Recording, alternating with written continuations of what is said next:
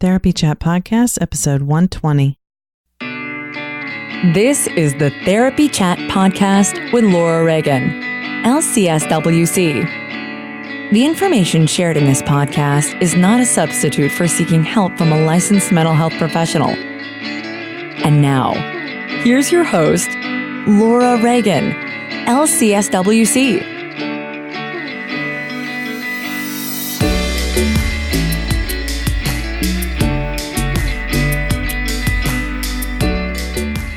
Hi, welcome back to Therapy Chat, 2018 edition. Happy New Year to all of you. I know I did a very brief New Year's greeting to you a couple weeks ago. Maybe it was last week, but it's now fully in 2018 and I'm back in action. Still kind of recovering from a cold, but hopefully my voice sounds good enough for you that you can hear and understand what I'm saying. So today I wanted to talk as a follow-up to episode 117 with Dr. Dick Schwartz, the founder of Internal Family Systems, IFS. I thoroughly enjoyed interviewing him. He is super knowledgeable, and I am so honored that he took the time to come on Therapy Chat. And our conversation may have been a little more geared towards a level of professionals who work in the mental health field and know a lot about IFS already, or something about IFS and parts work. So I wanted to talk a little bit more about parts work today in a more general way and give you some resources. I didn't know what parts work was until about, I guess it was 2014 or so, maybe 2015. I think I was starting to hear about it in 2014, learned more in 2015, and that's when I did my advanced postgraduate trauma certificate training, where I was trained in using parts work. IFS and parts work are not necessarily the same, but the type of parts work that I learned was informed by IFS, Internal Family Systems. So I want to start this discussion of parts work by reading you a poem by Rumi called The Guest House. Some of you may have heard this before. I think this poem is a really wonderful representation of the concept of all parts are welcome, which is the way I learned about parts work. Here's the poem, The Guest House by Rumi. This being human is a guest house. Every morning a new arrival, a joy, a depression, a meanness. Some momentary awareness comes as an unexpected visitor. Welcome and entertain them all, even if they're a crowd of sorrows who violently sweep your house empty of its furniture. Still treat each guest honorably. He may be clearing you out for some new delight. The dark thought, the shame, the malice. Meet them at the door laughing and invite them in. Be grateful for whoever comes, because each has been sent as a guide from beyond. That is The Guest House by Rumi, R-U-M-I. So when I was doing the trauma certificate program that you have heard me talk about through the Ferentz Institute, that's F-E-R-E-N-T-Z, Lisa Ferentz's institute, the Ferentz Institute in Baltimore. And the reason I'm going over that over and over is because people constantly ask me what are the best places to get training in advanced techniques for use with working with people who have trauma, and the Ferentz Institute is a wonderful place. You may not be able to get to Baltimore, and if so, there are some other good places too that I frequently recommend, but that is one that is amazing, and I'm so fortunate that Lisa Ferentz is right in Baltimore, and I've been privileged to learn from her. So when I was doing the advanced trauma certificate at the Ferentz Institute, it's a highly experiential program, and it consists of multiple days over a 4-month period, I believe. So it's a total of 54 credit hours of learning, and highly experiential, meaning we're practicing the techniques that we are learning to use so that we can use them with clients. And what I learned in this program is that we all have different parts of ourselves. It may be your inner critic that tells you you're a stupid idiot whenever you make a mistake. It may be the part of you that loves chocolate, and there may be a part of you that loves animals. There may be a part of you that screams and yells when you get upset. Part of you that is mad at your mom. Part of you that is afraid of your mom. A part of you that is worried about your mom. All these different parts that we have, it's kind of like feelings that have gotten compartmentalized because we don't always know how to handle them. So the concept of parts work is that we all have these different parts of ourselves. Some parts we like about ourselves and some parts we don't like about ourselves. And maybe some parts of ourselves that we aren't aware of, which you heard in my interviews with Rumi Beck, Lourdes Viato, and the first interview, actually the second interview with Keri, Nola. I'll put the links to those in the show notes. But in those discussions about the shadow, that concept goes along with parts work as well. It's that there are parts of ourselves that we don't like and we don't think about, and we may not even have them in our conscious awareness. And, it's those parts that sometimes cause us to act out in ways, and then we wonder why we did what we did. There may be a part that cuts, a part that binges. And so that's one of the things that Dick Schwartz was talking about, is he was giving the example of when he was working in a psychiatric hospital with a client who was cutting, and what he knew to do as a therapist was to tell her not to cut and get her to promise she wouldn't cut. But what he didn't realize was that the part of her that was making her cut was not really in her awareness when she was promising not to cut. So maybe it was, maybe it wasn't in her awareness, but when the part of her that wanted to cut was more present than the part of her that had promised not to cut, and there was a reason why that part needed to be there to help her cope with something, an overwhelming emotion that she couldn't handle. The power struggle that he got into with that part, saying, telling her not to cut, didn't take into account that that part was trying to do something to help her. And so when he realized that there was a different part of her that he hadn't been reaching when he was trying to tell her not to cut, he realized he needed to stop fighting with that part and try to understand it and understand why it was making her do this behavior that was hurting her. I think we can all relate to the idea that, there's a part of me that really wants a piece of German chocolate cake, but then there's another part of me that knows that I don't need the extra calories, but I really want that cake. There's a part of me that feels I deserve it. There's a part of me that doesn't care about the calories. And then there's a part of me that says, you've been trying to eat healthy. You weren't feeling well. When you eat too much sugar, can you relate to that? Like these different parts competing. That's kind of the idea of parts work. And that's why Dick Schwartz says that multiplicity is not a bad thing. He's saying that we all have these different parts of ourselves.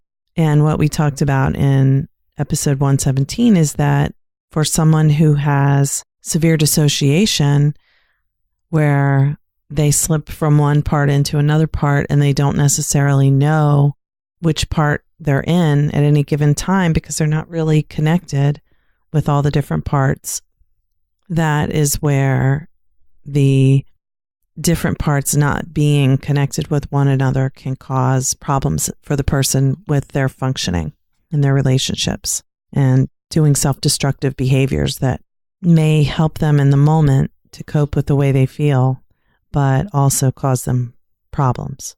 So I wanted to kind of tell you about my experience in the trauma certificate program and learning about parts work, because exiles are a really important part of learning about parts work. I'm not going to explain the whole IFS paradigm, but one of the concepts of IFS is that the parts that we don't accept about ourselves are the exiles. And often, as Dick explained when we were talking in episode 117, often exiles can be parts of ourselves that we are disowning. For example, if someone was abused in childhood, they had many experiences of being terrified, feeling unsafe from the person who they also depended upon for protection, their primary caregiver. A part that may have been disgusted by the things that happened, but was forced to participate. Another part was forced to participate. So the person had to kind of dissociate during that experience. And then to bring that dissociated part back feels disgusting to them. So they can't tolerate feeling the emotions that are connected with that dissociated part, which is all the trauma that they experience that causes this to happen. So going to the idea of exiles, let's say someone was abused. They may have a vulnerable child part that they just feel disgusted by. They can't stand that vulnerability. It feels like weakness. And that weakness reminds them of feelings of powerlessness. Of course, children are powerless, but that's not a flaw. Being an innocent child isn't a bad thing. But to bring that exiled part back means confronting that feeling of powerlessness that's so horrible to remember. So that part gets exiled, and then sometimes that inner child, that hurt, vulnerable part, starts acting out, and the person doesn't really have conscious awareness of when it's happening. And that can be full dissociative episodes where they are in that state of feeling as if they are that child again, and the adult part isn't available or accessible to them. Or it can be more like they still behave as the adult part, but they feel like the child part, and they don't really know what's happening. So the most important part of parts work that has stuck with me and that really made an impact on me personally as I was learning about parts work is the idea that all parts are welcome. Like in that Rumi poem that I read to you at the beginning of this episode. Take all the guests that come and invite them in, even the ones that are bringing feelings that you don't like, because this is the experience of being human. We're made up of all these parts, our sadness, our happiness, our fears, our joy, all of our experiences, all of our emotions, and even the traumatic experiences we've had. And so some of the things that we did in the trauma certificate program are we learned activities to use with clients to help them get to become familiar with their different parts and to embrace all of them, not just tolerate the ones they don't like. And I really should say, not just tolerate the ones we don't like, because I remember one of the activities we were doing, and we were supposed to represent all of the parts using these stickers, all of our parts. And I was looking through the stickers trying to find some that were ugly and unlikable to represent some of the parts of myself that I felt were ugly and unlikable. And Lisa, in her nurturing way, very kindly said, "There are no ugly stickers." So all the stickers were pretty, they were sparkly and they were unique shapes and colors, and it helped me to see that even the parts of myself that I didn't like were equally valuable as the ones that I did like. And I'm saying that in the past tense because just doing that activity helped open my eyes to how I did have parts of myself that I really didn't like and didn't welcome or accept about myself, let alone embrace them. And through the process of the trauma certificate program, the experiential practices we had, and the personal growth and therapy work that I did to build on what I learned there have helped me to actually believe that all of the parts of ourselves are valuable. Having that experience, this is why experiential trainings are so valuable, because having that experience of seeing how, as I was identifying the different parts of myself, there were some that I just was like, oh, this one. I felt ashamed. I didn't even want to mention it. I didn't want to put it on the paper. And realizing that helped me to recognize how vulnerable it is for our clients to talk about those parts of themselves that they don't like, and how, the painful feelings that can come up when you even try to think about it. So parts work is really incredible. And what you may have heard in the interview with Dick Schwartz, I was definitely hearing the beautiful, compassionate perspective that it brings, and I mean, compassion, when you feel it, when you experience it, either towards someone else or when you feel it from someone else, it's an incredibly powerful, beautiful energy. And in parts work, you are being compassionate for all of the parts of yourself. So instead of saying to that part that makes you cut, I hate you and I want you to go away, you're saying, I understand that you've been trying to help me, and you did help me get through some horrible things. And thank you for what you did to help me and how you helped me get through. And I'm going to find some ways to deal with my emotions that don't cause me pain, and you don't have to do that job anymore. That's very compassionate, because you're basically saying to a part that developed through something horrible that you were going through, you're saying, you're not bad. I care about you. It's like saying to yourself, the feelings that you had were not wrong, and it's like seeing the goodness in yourself all the way through, even in the things that you might regret, that you may have done to hurt yourself. When you can give yourself that compassion, you have more compassion for other people. And so another thing I wanted to talk about, and I kind of alluded to this a little bit in episode 117, that when I went to the Life Force Yoga and IFS training last spring in Massachusetts, and I talked about going to it, but I never talked about attending, I don't think.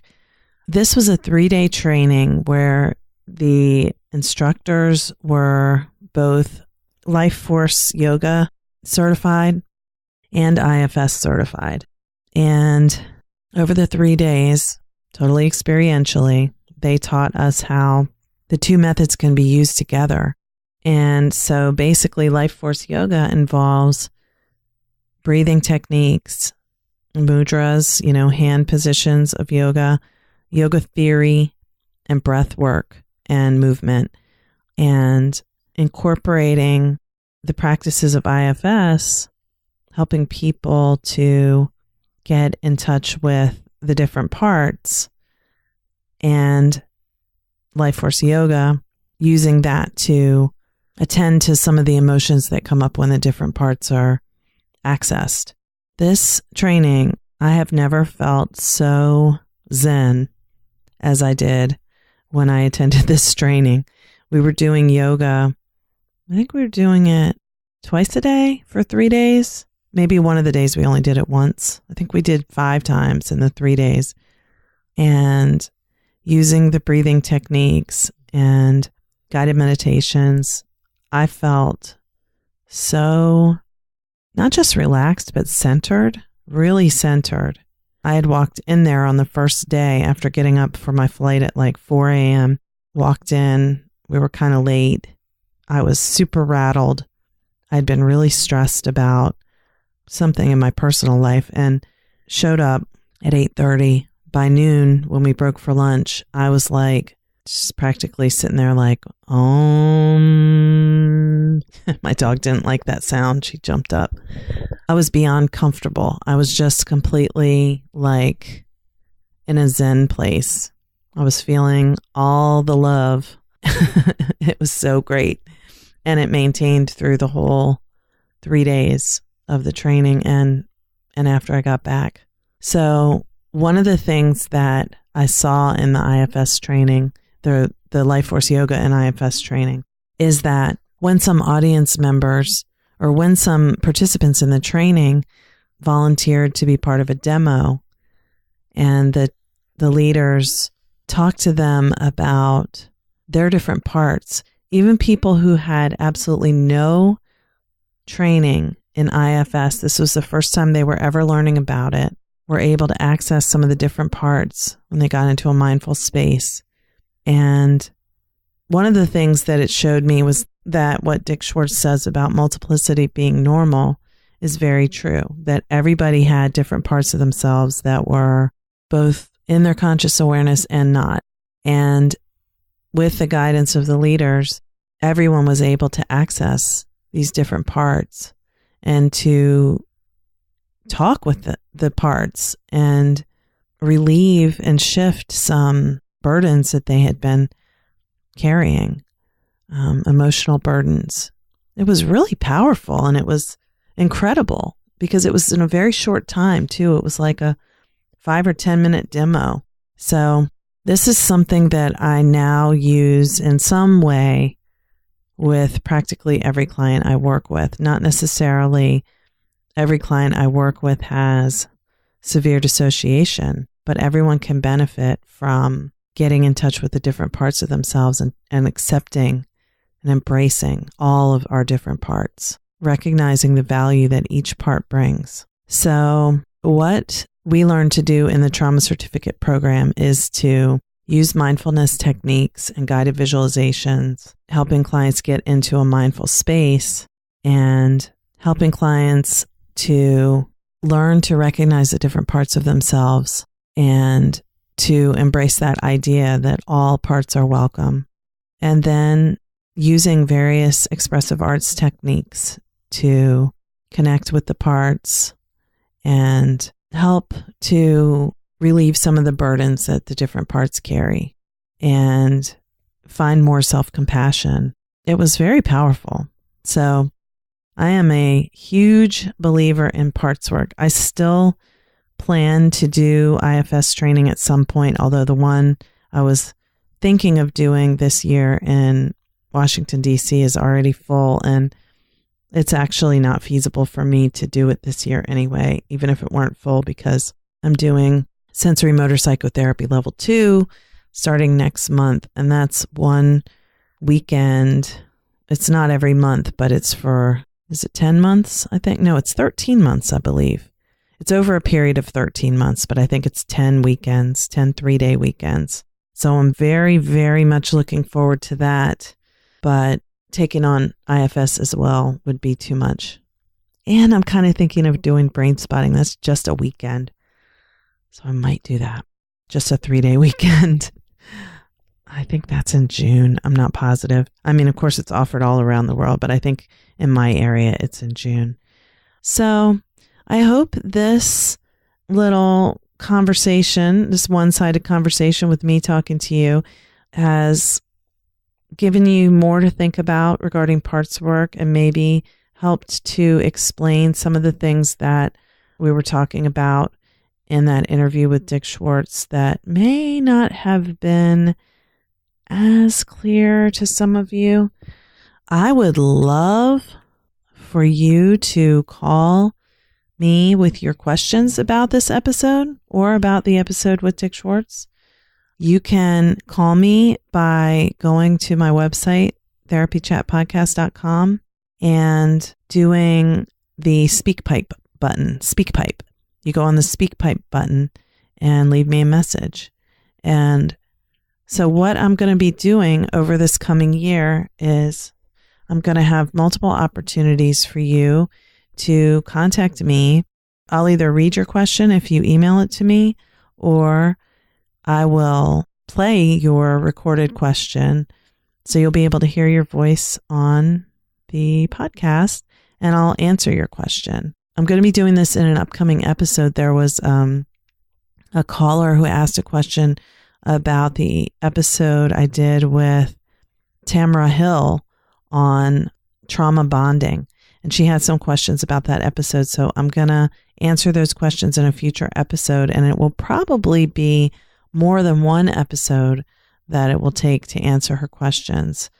And I think that's great because, I want you to, really feel like you understand what's being discussed and give you something to think about. So just want to give you a couple resources. These are from the selfleadership.org website. That is the IFS website. There's a book called Many Minds, One Self, written by Dick Schwartz and Robert Falconer, that is available on their website, and you can probably find it on Amazon too. There's another one. It's about intimate relationships that's called You Are the One You've Been Waiting For by Dick Schwartz. You are the one you've been waiting for, bringing courageous love to intimate relationships. And there are others, but there's another one called Self Therapy by Jay Earley, Earley, that is really for the general public. And he also has one called Freedom from Your Inner Critic. There are a lot of other books, a ton of other books. I guess the self-therapy book is volume 1, 2, and 3, and then it also has a workbook. So these are just some books that you could read to get more information. They're not necessarily only for professionals. There are a lot of other books that are more clinical for professionals on that website as well. So plenty of resources. And if you're anywhere near the Baltimore area or you can get there, the Ference Institute Trauma Certificate Program is so worth the money and more. All right, so that is it for today. Thank you for listening to Therapy Chat. I hope this episode was informative, and if I left something out, which is highly possible, please get in touch with me. therapychatpodcast.com. Go to the speak pipe button and leave me a message, and you might hear your question on the air in the future. Thank you so much for listening. And as always, take care. Bye. Thank you for listening to Therapy Chat with your host, Laura Reagan, LCSW-C. For more information, please visit therapychatpodcast.com.